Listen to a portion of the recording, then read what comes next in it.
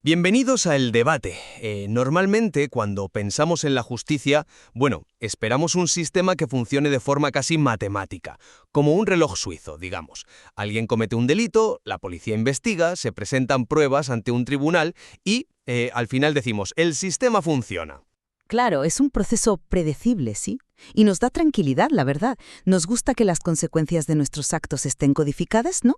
Que la moralidad sea algo visible, categorizable y sobre todo medible a través de un código penal. Ya, pero luego te asomas al abismo del terrorismo endémico, a la ineficacia crónica de una burocracia estatal que tarda años en reaccionar, y de repente, pues ese reloj suizo salta por los aires. Nos encontramos mirando un paisaje moral que es, francamente, aterrador.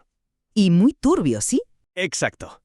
En este programa nos dedicamos precisamente a eso, al escrutinio intelectual riguroso y al intercambio de múltiples perspectivas sobre el material que analizamos.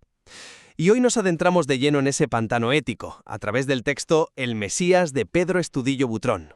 Un texto que, plantea un escenario tan fascinante como perturbador. Hablamos de la aparición de Santiago, un individuo ordinario, que tras un accidente despierta con habilidades sobrehumanas, clarividencia, invulnerabilidad. Proyección astral, sí, de todo. Eso es. Y este hombre decide actuar unilateralmente para pacificar el mundo. Y no empieza con discursos en la ONU, precisamente. Comienza con la ejecución sumaria de 48 terroristas en España y desde ahí planifica la desarticulación violenta del orden militar y político global. Todo lo hace sin tribunales, sin posibilidad de apelación y de una forma sumamente gráfica. Lo que nos lleva a la pregunta central de nuestro intercambio de hoy. ¿Es moralmente justificable que un individuo actúe como juez, jurado y verdugo absoluto? Esa es la gran cuestión. Justifica el concepto del bien supremo, o sea, la paz mundial y la erradicación del hambre, la eliminación a sangre fría de criminales violentos y líderes globales. Es una pregunta que sacude los mismísimos cimientos de cómo entendemos la civilización. Totalmente. Por mi parte, argumentaré que ante la ineficacia sistémica de nuestras democracias frente al terrorismo crónico, la intervención extrema y certera de un individuo infalible está plenamente justificada. Todo por el fin supremo de salvar a millones de inocentes de una muerte segura. Misma de la moralidad. Al hacerlo, se reduce la sociedad a una dictadura del terror que despoja a la humanidad de su agencia ética y, la infantiliza de forma irreversible. A ver, para entender verdaderamente la magnitud de esta intervención, creo que debemos situarnos en el contexto empírico que nos da el texto. Hablamos de un país que lleva 40 años sufriendo extorsiones, asesinatos impunes, coches bomba que destrozan familias enteras. Ya, es un escenario límite. Es que el Estado de Derecho demuestra aquí sus fisuras burocráticas más desesperantes, ¿no? Como sociedad democrática, estamos atados de pies y manos por procedimientos que, irónicamente, los criminales más astutos utilizan para eludir las consecuencias de sus actos. La acción de Santiago, por brutal que parezca, con esos 48 cadáveres iniciales cuyas cabezas deja sobre sus propios pechos, está moralmente justificada. Y lo está porque él posee algo que ningún juez humano tiene, que es certeza absoluta. Certeza absoluta, ese es un concepto muy resbaladizo. Pero en la narrativa del material es literal. Su clarividencia le permite ver el alma de las personas. Santiago sabe con total exactitud quién es un individuo manipulado que aún tiene salvación y quién es un fanático irredimible. Ya sabes, de esos cobardes que inducen a otros a matar mientras ellos se esconden a miles de kilómetros. Por eso su acción está justificada. A ver, entiendo la frustración con el sistema que planteas, pero el fin nunca justifica los medios, especialmente frente al horror del terrorismo crónico. Lo que describe el texto de Estudillo no es justicia procesal, es la imposición del terror para combatir el terror. Pero es un terror efectivo. Es la ley del talión llevada a una escala cósmica. Dejar las cabezas reposando sobre el pecho en la puerta del Ministerio de Justicia o en el helipuerto de una comisaría es un mensaje de la mafia, no de un Estado de Derecho.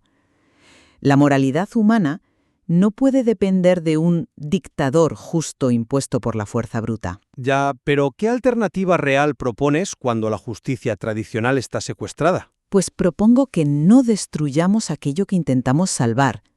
Un sistema que se basa en el pánico visceral a ser aniquilado fulminantemente desde el cielo, como demostró Santiago en los campamentos de Afganistán y en Texas, no nos eleva moralmente como especie. Simplemente nos acobarda. Nos despoja de nuestra libertad de elegir el bien. Seguramente quienes nos escuchan pensarán, bueno, si mata a personas que se dedican a poner bombas en supermercados, el mundo es objetivamente un lugar mejor. Y quiero profundizar en eso con una analogía que subyace en la visión utilitarista de Santiago. Imagínate a un cirujano infalible. Vale. A ver, esa analogía. Si un médico sabe con una certeza del 100% que células cancerígenas concretas van a hacer metástasis y matar al paciente la próxima semana y tiene la capacidad de extirparlas limpiamente y sin dolor para el resto del cuerpo, ¿no diríamos que es profundamente inmoral que ese médico se niegue a operar por respetar los derechos de esas células? Hombre, el problema de esa analogía es que iguala a seres humanos con células sin conciencia. Pero la mecánica de la justicia tradicional falla precisamente porque es humana. Se basa en pruebas manipulables, en testigos que mienten o que tienen un miedo atroz a testificar, o en abogados brillantes que retuercen la ley para liberar a culpables. Santiago es ese cirujano infalible. Ya, pero fíjate que él no mata al azar. Perdona explícitamente a los que han sido engañados por ideologías retrógradas. Extirpa únicamente a los instigadores, a los que han renunciado voluntariamente a su propia humanidad. Esa supuesta infalibilidad es, desde una perspectiva filosófica, el argumento más peligroso de todos, y el propio Estudillo lo desliza al mencionar conceptos socráticos y platónicos. Estamos hablando de la trampa del rey filósofo de Platón. ¿El que posee el conocimiento absoluto? Exacto. Aquel que supuestamente posee la verdad y, por tanto, el derecho absoluto a gobernar. El problema, y aquí quiero ser muy precisa con la mecánica de esto, es que actuar de forma preventiva y asesinar a personas sin otorgarles el derecho a la defensa destruye el tejido mismo de los derechos humanos. ¿Pero la defensa ante quién? Si ya se conoce la verdad desde el principio. Ante la sociedad. Irónicamente, el texto nos muestra a Santiago utilizando la Declaración Universal de los Derechos Humanos de la ONU como su nueva tabla de la ley frente a los líderes mundiales. Es el mismo documento que prohíbe explícitamente las ejecuciones sumarias y garantiza el derecho a un juicio justo. Es una contradicción inasumible, vamos. Bueno, yo no lo veo tan contradictorio. Es que la mecánica misma de los derechos humanos exige que nadie pierda su derecho a la vida sin un debido proceso legal. Porque si abrimos esa puerta, la vida humana pierde su valor inherente y pasa a depender del criterio subjetivo de quien tenga más poder. No puede salvar el concepto de derechos humanos violando sistemáticamente su premisa fundamental. Déjame que te detenga ahí un momento, porque eso asume que Santiago es simplemente un humano con mucho poder. Yo creo que debemos mirar la Declaración de los Derechos Humanos por lo que es. Es un documento escrito por seres falibles para proteger a las personas de gobiernos falibles y de tiranos egoístas. Evidentemente sí. Su objetivo es evitar el error judicial y el abuso de poder. Pero Santiago opera en un plano ontológico diferente. No es un juez que puede ser sobornado. Sus poderes telepáticos le hacen trascender la necesidad de un juicio público, porque el juicio ocurre con total fidelidad en el instante en que lee las intenciones inalterables del criminal. O sea, no hay error judicial posible. ¿Sigues confiando ciegamente en que su lectura es la única válida? Confío en los resultados que plantea el material. El texto expone claramente que la reinserción para estos asesinos no existe. Es una pérdida de tiempo y de recursos para una sociedad que se está desangrando. Estamos hablando de salvar el planeta entero de una guerra inminente. Ya, el bien supremo. Claro. Erradicar el hambre, desmantelar la industria armamentística, evitar un holocausto global, todo eso requiere un sacrificio. A veces la ética procesal del deber tiene que rendirse a la ética de las consecuencias. Vale, asumes que las consecuencias son pura prosperidad. Pero quiero que analicemos la calidad de esa paz. Y aquí entra la paradoja aristotélica que se discute en la obra. Aristóteles advierte que la multitud, en estas condiciones, obedece por terror al castigo, no por un sentido del pudor o porque aspiren genuinamente al bien. Entiendo por dónde vas. Voy a plantearte una analogía diferente a la del cirujano. Lo que hace Santiago es como tener a una clase de niños de primaria, conflictivos, aterrorizados porque el profesor tiene una pistola cargada sobre la mesa. Sí, la clase está en silencio absoluto. Nadie le pega a nadie, nadie roba el almuerzo del otro. Ya, pero hay paz en el aula. Pero no les has enseñado disciplina, ni respeto, ni convivencia, simplemente los has paralizado por el pánico visceral a morir. Me parece una imagen muy potente, sí. Y es exactamente lo que ocurre en el texto. La sumisión de las facciones armadas, desde los paramilitares en Texas hasta los señores de la guerra, no surge de una epifanía moral sobre el valor de la vida, surge de un chantaje letal. Es una paz donde el mundo entero está inmovilizado por el pánico a ser desintegrado. Bueno, yo lo veo un poco distinto. Es que eso no es construir una sociedad ética, eso es convertir el planeta en un matadero en suspenso. Nadie es realmente bueno si su única motivación para no matar es el miedo cerval a que un dios lo decapite. A ver, me parece una analogía brillante la del profesor con el arma, pero creo que le falta una segunda parte fundamental. Yo acepto que el método genera terror temporal, es innegable, y el propio Santiago lo sabe. Pero tienes que ver este terror no como el estado final, sino como una fase de transición estrictamente necesaria. Fase de transición, dices. Sí, si mi analogía del cirujano no te sirve, usemos la del propio texto. Es el shock de un desfibrilador. Es una solución drástica para una enfermedad terminal. ¿Un desfibrilador que deja miles de muertos preventivos? Pero fíjate en la realidad material posterior, fíjate en los resultados empíricos que nos muestra Estudillo. Este miedo impone treguas inmediatas, disuelve de la noche a la mañana conflictos enquistados durante décadas, como el conflicto palestino-israelí que la diplomacia fue incapaz de resolver en un siglo. A base de miedo, claro. Destruye la fabricación de armas nucleares. Este terror inicial crea un espacio, una auténtica tábula rasa, para poder reestructurar los inmensos recursos que antes se gastaban en la muerte. Los dirige hacia la ayuda humanitaria, hacia lugares como la ONG de Yolanda en el texto. Esa paz impuesta crea las condiciones materiales para que las nuevas generaciones, que no estarán contaminadas por el odio bélico, sí puedan ser educadas en esa verdadera virtud cívica de la que hablas. La historia humana nos ha enseñado consistentemente que el terror como herramienta de control rara vez es temporal. Se enquista en las instituciones y en la psique colectiva. Y ahí es donde llegamos a uno de los puntos más escabrosos de todo el plan de Santiago, que es la absoluta necesidad del espectáculo de la violencia para forjar su autoridad inicial. ¿Te refieres a la escena de Tel Aviv? Me refiero, por supuesto, al discurso en la Universidad de Bar-Ilan, el momento en el que Santiago, asegurándose de tener las cámaras de todo el planeta transmitiendo en directo, aparece flotando y secuestra a líderes democráticos. Secuestra al presidente estadounidense Larry Coleman y al primer ministro israelí Ehud Shamir. Junto con los líderes terroristas. Exacto, junto con terroristas confesos como Mohammed bin Tajid y el Mullah Rabbani. Y no los encierran en una prisión de máxima seguridad, no. Los lanza literalmente a la estratosfera para que mueran asfixiados, congelados y desintegrados a la vista de miles de millones de personas. Si eso no es un acto de pura tiranía escénica, de sadismo calculado para quebrar la voluntad global, no sé qué lo es. Ya.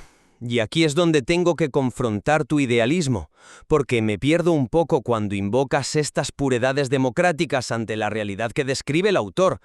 Ese golpe de efecto es aterrador, sí, pero es un mal menor absolutamente necesario para desmontar de un solo tajo el complejo industrial militar. Bueno, pero... El propio texto cita la advertencia del presidente Eisenhower en 1961 sobre cómo esta maquinaria bélica devoraría la democracia. Pero asesinar a líderes electos destruye esa misma democracia desde dentro. Es que esos líderes democráticos a los que defiendes, en la perspectiva clarividente de Santiago, son responsables directos de la muerte de cientos de miles de inocentes por sus decisiones geopolíticas. Han pervertido el sistema para sus fines imperiales y económicos. Al ejecutar simultáneamente a los grandes íconos del terrorismo radical y a los líderes del imperialismo de Occidente, Santiago demuestra una neutralidad letal. Ya, la neutralidad del verdugo. Les dice, las reglas han cambiado para todos. Demuestra que ningún poder terrenal está por encima del bien común de la humanidad. Es literalmente la única forma de que el mundo entero se tome en serio su ultimátum de paz. Pues yo rechazo categóricamente esa justificación. Y no la rechazo solo por una cuestión de humanidad básica hacia esos hombres que mueren en el espacio, sino por la mecánica filosófica y política que se activa en ese momento. El texto cita a pensadores vitales como John Stuart Mill y José Ortega y Gasset, y es crucial entender por qué sus advertencias aplican aquí. Ah, sí, Ortega y Gasset hablaba de la rebelión de las masas. Sí, y advertía sobre el peligro extremo de entregar la responsabilidad de nuestra historia a un tirano mesiánico. Ya. ¿Por qué? Porque aniquila la agencia humana a nivel estructural. Te explico la mecánica. Cuando los seres humanos saben que un dios telépata va a solucionar mágicamente sus problemas bélicos, el músculo de la responsabilidad cívica se atrofia. ¿Ya se vuelven pasivos? Exacto. Los ciudadanos dejan de intentar resolver la corrupción local, dejan de construir consensos, porque están esperando pasivamente que caiga un rayo del cielo para hacer el trabajo sucio. Pero oye, la sociedad no se estancó, se pacificó. Se transformó en una dictadura sin escape posible. La democracia, con toda su inmensa y exasperante lentitud y corrupción, permite la corrección de errores mediante el recambio de poder. El absolutismo de Santiago, una vez instaurado, no rinde cuentas a nadie. Si él se equivoca, o si su concepto personal de bien supremo se desvía, la humanidad entera es rehén de su capricho sin ningún mecanismo legal para destituirlo. Me parece que asumes que Assanti tiene la misma psicología que un dictador humano clásico, pero recordemos la cita de Sócrates que utiliza el autor. El mejor estado es aquel donde los que mandan no tienen afán de mando. Santi no ansía el poder por el poder. Él mismo reconoce su falibilidad humana, a pesar de sus poderes, y por eso no gobierna en solitario. Busca a Pablo, el escritor, y se rodea de expertos en ayuda humanitaria. No busca crear una secta de adoración a su persona. Sin embargo, ejerce el poder de forma totalitaria.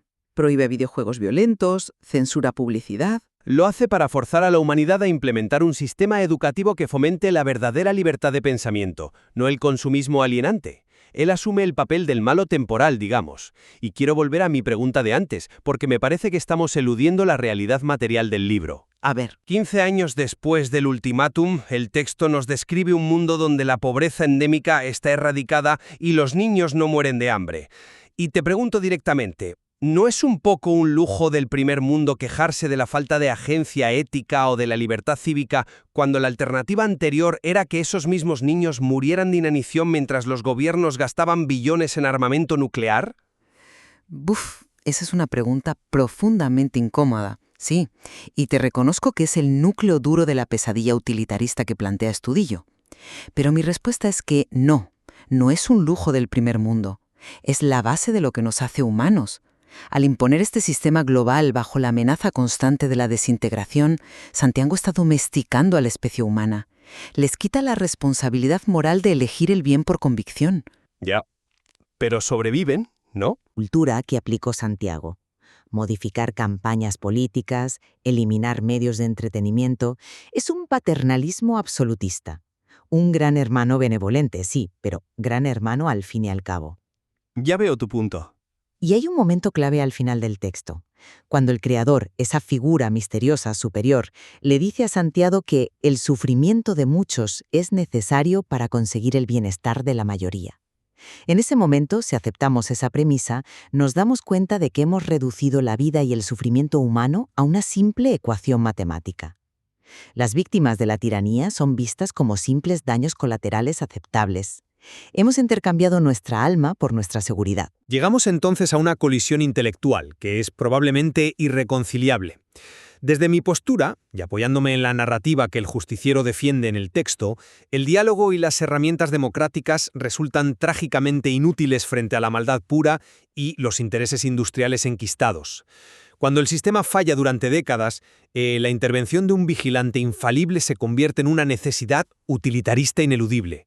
Es el sacrificio quirúrgico inevitable para garantizar la supervivencia del mundo. Y desde mi lado, mantengo firme la convicción de que la moralidad perece en el momento exacto en que delegamos nuestro libre albedrío a un tirano absolutista, sin importar lo nobles que sean sus intenciones. La paz forjada sobre cadáveres decapitados de forma extrajudicial, sobre líderes exiliados a la estratosfera y sobre el terror cósmico es en el fondo una paz envenenada. La virtud cívica jamás podrá nacer del chantaje letal. Sin embargo, creo que de este intenso intercambio podemos extraer un área de convergencia muy importante entre nuestras dos perspectivas. Refleja perfectamente la crítica de Pedro Estudillo Butrón. Ambos estamos de acuerdo en que las sociedades actuales padecen una corrupción política endémica. Hay una ineficacia burocrática profunda frente a la guerra y el hambre. Ese diagnóstico del sistema roto lo compartimos. Absolutamente de acuerdo. Ese vacío institucional y ético es innegable en la realidad material del texto y en la nuestra. Y es extremadamente peligroso porque es precisamente en ese vacío de justicia real y de esperanza donde las figuras mesiánicas encuentran su justificación y el apoyo ferviente de unas masas desesperadas. Esa es la gran reflexión que nos exige esta obra. Nos fuerza a mirarnos al espejo y confrontar nuestras propias hipocresías frente a la supuesta comodidad de nuestra civilización. Ante la desesperación total, ¿hasta qué punto estaríamos nosotros dispuestos a sacrificar nuestra libertad a cambio de una seguridad absoluta? Es un dilema escalofriante.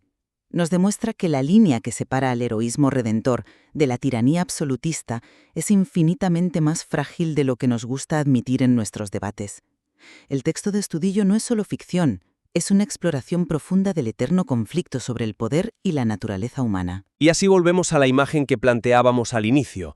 Quizás el reloj suizo de nuestra justicia tradicional esté roto y necesita reparación urgente. Pero cuando, por desesperación, intentamos abrazar a un salvador con poderes absolutos, corremos el riesgo de ahogar nuestra propia humanidad en el proceso. Muchas gracias por acompañarnos y sigan explorando.